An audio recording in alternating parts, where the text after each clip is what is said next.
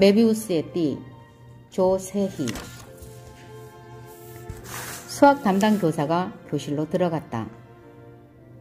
학생들은 그의 손에 책이 들려있지 않은 것을 보았다. 학생들은 교사를 신뢰했다. 이 학교에서 학생들이 신뢰하는 유일한 교사였다. 그가 입을 열었다. 재군, 지난 1년 동안 고생 많았다. 정말 모두 열심히들 공부해 주었다. 그래서 이 마지막 시간만은 입학시험과 상관이 없는 이야기를 하고 싶었다. 나는 몇 권의 책을 뒤적여 보다가 재군과 함께 이야기해 보고 싶은 것을 발견했다. 일단 내가 묻는 형식을 취하겠다. 두 아이가 굴뚝 청소를 했다. 한 아이가 얼굴이 새까맣게 되어 내려왔고 또 한 아이는 그름을 전혀 묻히지 않은 깨끗한 얼굴로 내려왔다. 재군은 어느 쪽의 아이가 얼굴을 씻을 것이라고 생각하는가? 학생들은 교단 위에 서 있는 교사를 바라보았다. 아무도 얼른 대답을 하지 못했다. 잠시 후에 한 학생이 일어섰다. 얼굴이 더러운 아이가 얼굴을 씻을 것입니다. 그런데 그렇지가 않다. 교사가 말했다. 왜 그렇습니까? 다른 학생이 물었다. 교사는 말했다. 한 아이는 깨끗한 얼굴, 한 아이는 더러운 얼굴을 하고 굴뚝에서 내려왔다. 얼굴이 더러운 아이는 깨끗한 얼굴의 아이를 보고 자기도 깨끗하다고 생각한다. 이와 반대로 깨끗한 얼굴을 한 아이는 상대방의 더러운 얼굴을 보고 자기도 더럽다고 생각할 것이다. 학생들이 놀람의 소리를 냈다. 그들은 교단 위에 서 있는 교사에게 눈을 떼지 않았다. 한 번만 더 묻겠다. 두 아이가 굴뚝 청소를 했다. 한 아이는 얼굴이 새까맣게 되어 내려왔고 또 한 아이는 그름을 전혀 묻히지 않은 깨끗한 얼굴로 내려왔다. 재군은 어느 쪽의 아이가 얼굴을 씻을 것이라고 생각하는가? 똑같은 질문이었다. 이번에는 한 학생이 얼른 일어나 대답했다. 저희들은 답을 알고 있습니다. 얼굴이 깨끗한 아이가 얼굴을 씻을 것입니다. 학생들은 교사의 말을 기다렸다. 교사는 말했다. 그 답은 틀렸다. 왜 그렇습니까? 더 이상의 질문을 받지 않을 테니까 잘 들어주기 바란다. 두 아이는 함께 똑같은 굴뚝을 청소했다. 따라서 한 아이의 얼굴이 깨끗한데 다른 한 아이의 얼굴은 더럽다는 일은 있을 수가 없다. 교사는 분필을 들고 돌아섰다. 그는 칠판 위에다 메비우스의 띠라고 썼다.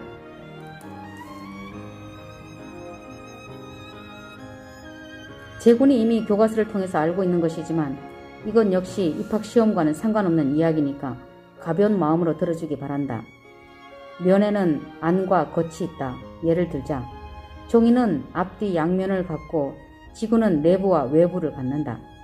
평면인 종이를 길쭉한 직사각형으로 오려서 그 양끝을 맞붙이면 역시 안과 겉 양면이 있게 된다. 그런데 이것을 한 번 꼬아 양끝을 붙이면 안과 겉을 구별할 수 없는, 즉 한쪽 면만 갖는 곡면이 된다. 이것이 재군이 교과서를 통해서 잘 알고 있는 메비우스의 띠이다. 여기서 안과 겉을 구별할 수 없는 곡면을 생각해보자. 안진뱅이는 콩밭으로 들어갔다. 아직 날이 저물기 전이어서 잘 여문 콩대를 몇 개 골라 꺾을 수 있었다. 콩밭에 잡초가 너무 많았다. 안진뱅이는 꺾은 콩대를 가슴에 끼고 바꾸랑 사이를 기었다. 조용해서 잡초에 씨앗 떨어지는 소리까지 그는 들을 수 있었다. 말이 콩밭이지 잡초밭이나 마찬가지였다. 안진뱅이는 황토끼를 나와 콩대를 빼었다. 나무 타는 냄새가 좋았다. 날은 금방 저물기 시작했다. 그가 콩밭으로 들어가기 전에 불을 붙여놓은 나무들이 빨갛게 타들어갔다. 그는 깨어진 철판을 불 위에 놓고 콩을 까놓았다. 바짝 마른 나무는 연기 한 줄기 내지 않고 잘 탔다. 그 나무는 몇 시간 전까지만 해도 꼽춘의 마루로 깔려 있었던 것이다. 사람들이 꼽춘의 집을 무너뜨렸다. 쇠망치를 든 사내들이 한쪽 벽을 부수고 뒤로 물러서자 북쪽 지붕이 거짓말처럼 내려앉았다. 그들은 더 이상 꼽춘의 집에 손을 대지 않았고 미루나무 옆 털엿귀 풀 위에 앉아있던 꼽춘은 일어서면서 하늘만 쳐다보았다.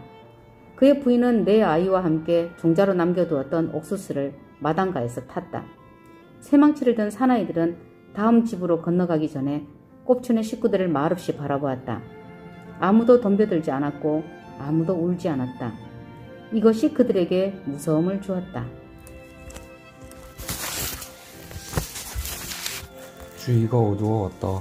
안진뱅이는 먹이를 찾아 나선 몇 마리 속독새가 들판에 낮게 나는 날갯소리를 들었다. 그는 철판 위에 계속 콩을 까놓았다. 나무 타는 냄새와 콩 익는 냄새가 좋았다. 호수 건너편으로 한때의 사람들이 지나가고 있었다. 아파트 공사장 인부들이었다. 안진뱅이는 호숫가 들판을 가로지른 그들의 실루엣이 버스 정류장 쪽으로 이어지는 것을 보았다. 그는 꼽추의 발작 소리를 기다리면서 철판을 불 위에서 끌어내렸다. 꼽추의 발작 소리는 들리지 않았다. 꼽추의 부인, 큰아이, 작은아이 모두 잘 참았다. 그는 익은 콩을 입안에 넣고 씹었다. 꼽추네 마루는 아주 잘 탔다. 동네 사람들이 참지 못하고 새망치를 든 사나이들에게 울면서 달라붙었다. 사람들은 집단 행동에 대해서는 책임을 지지 않아도 되는 것으로 믿고 있었다. 그들은 새망치를 든 한 사나이를 끌어내어 치고받았다. 그는 몇 분 뒤에 피를 흘리며 일어나 한쪽 팔을 흔들더니 입에 물고 있던 피를 확 뱉어냈다. 부러진 앞니들이 피에 섞여 나왔다. 안진뱅이는 새망치를 든 사나이들이 다가오자 코스모스가 한창인 길 옆으로 비켜 앉으며 집을 가리켰다. 안진뱅이네 식구들은 꼽치는 식구들보다 대가 약했다. 부인은 펌프대 뒤쪽에 쪼그리고 앉더니 때 묻은 치마를 올려 얼굴을 감쌌다. 아이들은 그 옆에서 연신 두 눈을 쓸어내렸다. 지붕과 벽은 순식간에 내려앉고 먼지만 올랐다. 안진뱅이는 꼽추가 다가오는 발작 소리를 들었다. 꼽추는 들고 온 플라스틱 통을 불기가 닿지 않은 곳에 놓았다. 통에 휘발유가 가득 들어 있었다. 꼽추는 이 무거운 통을 어두운 심리 벌판길을 걸어왔다. 그 벌판 끝 공터에는 약장수들이 은박지에 싼 산토닌을 팔고 있었다. 그들은 폐차장에서 망가진 승용차를 사 몰고 다녔다. 차 안에는 나왕 강목, 단단한 돌, 맥주병, 긴 못, 솥돌이 날카롭게 간 장검들을 실었다. 사범이라는 사람이 사용하는 도구였다. 그는 손으로 돌과 맥주병을 깨고 나왕 강목을 부러뜨리고 나무에 박아 끝을 구부린 긴 몫을 이로 뽑았다. 그가 날카로운 장검을 소나기에 넣어 나일론 끈으로 묶고 그 칼끝을 대어 눌러 뺄 때 사람들은 온몸 피부 조직이 칼날 밑에서 지디겨지는 착각을 느끼곤 했다. 사범은 아무렇지도 않았다. 그의 힘은 무서웠다. 꼽추는 그에게서 휘발유를 얻었다. 승용차의 구조도 자세히 살펴보았고 안진뱅이는 꼽추가 어둠 속에 잠겨있는 동네 쪽으로 고개를 돌리고 서 있는 것을 보았다. 꼽추가 주저앉아 그는 철판을 밀어주었다. 꼽추는 콩을 입으로 가져가다 말고 낮게 울었다. 무슨 소리지? 응? 무슨 소리가 났어. 두 사람은 잠깐 목숨소리를 죽였다. 새가 날아다니는 소리야. 안진뱅이가 말했다. 쏙독새를 먹이를 찾아 날고 있어. 밤에? 낮에 잠을 잔다고. 나무에 흙처럼 붙어서 잠을 자는 새야. 꼽추는 입으로 가져가던 콩을 철판 위에 놓았다. 안진뱅이는 꼽추가 털리는 손으로 담배를 피워보는 것을 보았다. 왜 그래? 안진뱅이가 물었다. 아무것도 아니야. 꼽추가 말했다. 겁이 나서 그래? 무서울 건 없어. 마음이 내키지 않으면 돌아가. 꼽추는 고개를 저었다. 꼽추네 아이들은 천막 안에서 잠을 잤다. 그 아이들은 잠들기 전에 천막 앞에다 불을 피웠다. 안진뱅이네 아이들이 저희 집 부엌 문장을 가져와 불 위에 놓았다. 다 부서져 팔 수도 없는 것이었다. 천막 안은 캄캄했다. 불 앞에 모여 섰던 동네 사람들이 흩어져 가자 집들이 들어섰던 어수선한 땅을 어둠에 쌓였다. 어른들은 한 줄기 부연 불빛을 따라갔다. 방범초소 앞 공터에 승용차가 서 있었고 사나이는 차 안에서 몇 사람이 건네준 종이 쪽지와 인감 증명을 들여다보았다. 사나이는 밖으로 돈을 내밀었다. 사람들은 차 앞쪽을 이고 앉아 돈을 세웠다. 안진뱅이는 철판을 다시 불 위에 올려놓고 콩을 까 놓았다. 그는 꼽추가 콩이라도 먹는 것을 보고 싶었다. 그는 꼽추가 지난 며칠 동안 무엇을 먹는 것을 본 적이 없다. 나올 때가 됐잖아? 꼽추가 물었다. 그의 담배는 바짝 타들어가 두 손가락 끝에 걸쳐 있었다. 됐어, 안진뱅이가 말했다. 그자가 날 죽이지만 않게 해줘. 살이 피동피동 찐 친구야. 그 몸 무게로 눌러오면 난 숨 한 번 제대로 못 쉬고 뻗을 거야. 그러면서 날더러 들어가래? 자네가 들어가면 다른 방법을 써야지. 무슨 방법? 묻지마. 안진뱅이는 고개를 돌렸다. 그의 시야를 아파트 건물들이 가렸지만 벌판 서쪽 끝에서 동쪽 끝까지 잔뜩 들어선 아파트의 골조들이 시커먼 모습으로 서 있었다. 꼽추가 두 손으로 모래흙을 퍼 불 위에 뿌렸다. 안진뱅이는 철판을 끌어내렸다. 그 꼽추가 불을 다 끌 때까지 묵묵히 보고만 있었다. 마지막 한 점의 불꽃이 덮어버리자 주인은 어둠에 쌓였다. 불을 켰어. 꼽추가 말했다. 안진뱅이는 동네 쪽으로 고개를 돌렸다. 승용차의 불빛이 밤하늘을 몇 번 휘둘러지더니 서서히 움직이기 시작했다. 먹어. 안진뱅이가 철판을 밀어넣으며 말했다. 꼽추는 철판을 콩팥으로 차버렸다. 그는 휘발유가 든 플라스틱 통을 들고 앞서 걸었다. 안진뱅이는 급히 그의 뒤를 따라갔다. 길이 움푹 파인 곳에 물이 괴어 있었다. 물 가운데 디딤돌이 2개 놓여 있어. 꼽추는 어림짐작으로 그것들을 밟고 건너뛰었다. 그는 안진뱅이를 기다렸다. 안진뱅이는 물 웅덩이를 피해 길가 잡초 위에 기어 꼽추가 양쪽 주머니에 꼭꼭 감아넣었던 전깃줄을 꺼내 친구에게 보였다. 꼽추는 고개를 끄덕이고 바른 쪽 콩밭으로 들어가 숨었다. 안진뱅이는 사방이 너무 조용해 겁이 났다. 그래서 친구들에게 말을 걸었다. 오늘 시세 알아봤어? 응. 꼽추는 보이지 않고 목소리만 들려왔다. 얼마래? 38만원. 안진뱅이는 더 이상 말할 기분이 나지 않았다. 앞을 봐. 꼽추가 콩밭 속에서 말해왔다. 안진뱅이는 두 줄기의 불빛이 밤하늘에 휘저으며 다가오는 것을 보았다. 불빛 이외에는 아무것도 보이지 않았다. 눈을 감았다. 밝은 불빛은 안진뱅이의 망막에 진한 어둠만 남겼다. 그는 꼼짝을 하지 않았다. 승용차를 물웅덩이를 건너며 경적을 울려대도 그는 꼼짝하지 않았다. 만충이가 그의 턱을 밀어붙이더니 승용차는 멎었다. 욕을 퍼부어대는 사나이의 목소리가 들려왔다.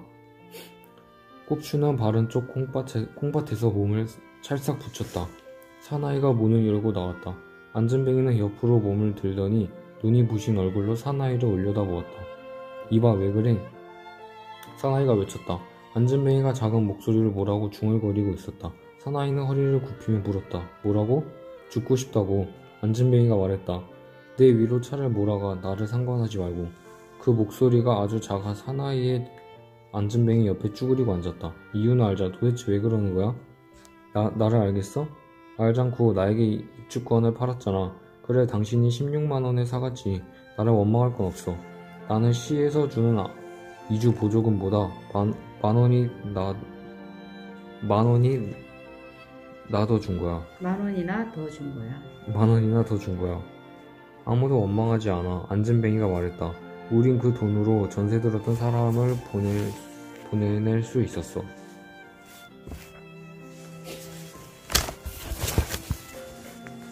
이봐 길을 비키게. 사나이가 말했다. 안진뱅이는 얼굴을 돌렸다. 전셋돈을 빼주니까 끝이야. 아파트 입주 능력이 없어서 팔아버린 것 아냐? 근데 이제 와서 무슨 이야기를 하는 거야? 집이 헐린 걸 봤지? 봤어. 사나이의 목소리가 거칠어졌다. 우리 집이 없어졌어. 안진뱅이의 목소리는 여전히 작았다. 당신은 나에게 20만원을 더 줘야 돼. 뭐라고? 아무것도 모른다고 그럴 수가 있어? 38만원짜리를 16만원에 사다 22만원씩이나 더 받고 넘긴다는 건 말이 안 돼. 나에게 20만원을 줘도 2만원의 이익을 보는 것 아냐? 더구나 당신은 우리 동네 입주권을 몰아 사버렸지? 비켜! 사나이가 몸을 일으켰다. 비키지 않으면 집어던질 테야. 마음대로 해. 아주 짧은 순간 안진뱅이는 정신을 잃었었다. 사나이의 구둣발이 그의 가슴을 차버렸던 것이다. 안진뱅이는 거듭 들어오는 사나이의 구둣발을 정신없이 잡고 늘어졌다. 안진뱅이는 너무 약했다. 사나이는 안진뱅이의 얼굴을 큰 주먹으로 몇 번 쥐어박더니 번쩍 들어 풀숲으로 내던졌다. 그는 거꾸로 처박히듯 내던져진 안진뱅이가 길 위로 기어나오려고 꼼지락거리는 것을 확인하고 돌아섰다. 방해물이 기어나오기 전에 빨리 지나가야 했다. 그는 승용차 안으로 들어가기 위해 몸을 굽혔다. 순간 검은 그림자가 그의 명치 밑을 힘껏 차왔다. 사나이의 큰 몸이 힘없이 나가 떨어졌다. 콩밭에 숨어있던 꼽추가 차 안으로 들어가 있다. 차 안으로 들어가 있다 죽을 힘을 다해 사나이를 차버렸던 것이다. 돈을 줄게. 사나이가 말을 하고 싶었다. 그러나 그는 말을 할 수가 없었다. 꼽주가 그의 입에 큰 반창고를 붙인 뒤였다. 몸도 움직일 수가 없었다. 그의 몸은 전깃줄로 꽁꽁 묶여 있었다. 사나이는 꼽주가 안진뱅이를 차 앞으로 끌고 가는 것을 보았다. 불빛에 드러난 안진뱅이 얼굴은 피투성이었다. 꼽주가 그의 얼굴을 씻어주었다. 안진뱅이는 울고 있었다. 내가 뻗는 꼴을 보고 싶었지? 안진뱅이가 말했다. 그렇지 않으면 좀 더 빨리 나왔어야 했어. 자넨 내가 뻗는 꼴을 보고 싶었던 거야. 그만둬. 꼽주가 몸을 돌려 걸으며 말했다. 저자를 차에 태워야 돼. 그리고 가방을 찾아야지. 태워. 안진뱅이가 따라오며 말했다. 사나이는 온몸을 뒤틀다 지쳐 조용히 누워있었다. 꼽주가 차 안으로 들어가 밤하늘을 일직선으로 가르며 켜져 있던 두 줄기의 불을 꺼버렸다. 엔진도 껐다. 그는 운전석 밑에서 검정색 가방을 찾았다. 밖에서는 안진뱅이가 사나이의 등을 받쳐 밀어 앉혔다. 꼽주가 나와 허리를 끼어안아 일으켰다. 두 친구는 사나이의 몸을 더 받치듯 밀어 운전석으로 올려 앉혔다. 나를 저자 옆에 앉혀줘. 안진뱅이가 말했다. 꼽주가 그를 안아 바른 쪽 좌석에 앉혀주었다. 자신은 뒤쪽으로 들어가 검정색 가방을 열었다. 사나이는 보기만 했다. 돈과 서류야. 꼽주가 말했다. 보여줘. 안진뱅이가 말했다. 사나이는 안진뱅이와 꼽주가 자기의 모든 것을 갖고 있다는 것을 알았다. 우리 것은 벌써 팔아버렸어. 안진뱅이가 가방 안을 뒤적이면서 말했다. 사나이는 두 눈만 껌뻑거렸다. 잘 봐. 우리 이름이 이 공책에 적혀 있어. 그런데 연필로 그어버린 거야. 이건 팔았다는 뜻이야. 안진뱅이가 쳐다보자 사나이가 고개만 끄덕였다. 38만 원에? 꼽주가 말했다. 안진뱅이가 돈을 세기 시작했다. 그는 꼭 20만 원씩 두 뭉치의 돈만 꺼냈다. 이건 우리 돈이야. 안진뱅이가 말했다. 사나이는 다시 고개만 끄덕였다. 그는 안진뱅이가 뒷좌석의 친구에게 한 뭉치의 돈을 넘겨주는 것을 보았다. 안진뱅이의 손이 부들부들 떨렸다. 꼽주의 손도 마찬가지로 떨렸다. 두 친구의 가슴은 더 떨렸다. 안진뱅이는 앞가슴을 풀어헤쳐 돈 뭉치를 넣더니 단추를 잠그고 옷깃을 여몄다. 꼽주는 윗옷 바른쪽 주머니에 넣었다. 꼽주의 옷에는 안주머니가 없었다. 돈을 챙겨 넣자 내일 할 일들이 머리에 떠올랐다. 안진뱅이의 머리에도 내일 할 일들이 떠올랐다. 아이들은 천막 안에서 잠을 자고 있었다. 통을 가져와. 안진뱅이가 말했다. 그의 손에도 마지막 전깃줄이 들려 있었다. 밖으로 나온 꼽주는 콩밭에서 플라스틱 통을 찾았다. 그 친구의 얼굴만 보았다. 그 이외에는 정말 아무것도 보지 않았다. 그는 승용차 옆을 떠나 동네를 향해 걷기 시작했다. 유난히 조용한 밤이었다. 불빛 한 점 없어 동네가 어디쯤 앉아있는지 알 수 없을 정도였다. 그는 이따금 걸음을 멈추고 안진뱅이가 기어오는 소리를 듣기 위해 귀를 기울였다. 안진뱅이는 승용차 안에서 몸을 굴려 밖으로 떨어져 나올 것이다. 그는 문을 쾅 닫고 아주 빠르게 손을 놀려 어둠 깔린 황토길 위를 기어올 것이다. 꼽주는 자기의 평상 걸음과 손을 빠르게 놀렸을 때의 안진뱅이의 속도를 생각하면서 걸었다. 동네 입구로 들어선 꼽주는 헐린 외딴집 마당가로 가 펌프의 손잡이를 눌렀다. 그는 두 손으로 물을 받아 입을 죽였다. 그 손을 웃옷 바른 쪽 주머니에 대어보았다. 안진뱅이가 가쁜 숨을 몰아쉬며 기어오고 있었다. 꼽주는 앞으로 다가가 안진뱅이의 얼굴을 들여다보았다. 어두워서 잘 보이지 않았다. 안진뱅이의 몸에서는 휘발유 냄새가 났다. 꼽주가 펌프를 찧어 안진뱅이의 얼굴을 씻어주었다. 안진뱅이는 얼굴이 쓰라려 눈을 감았다. 그러나 이런 아픔점은 아무것도 아니었다.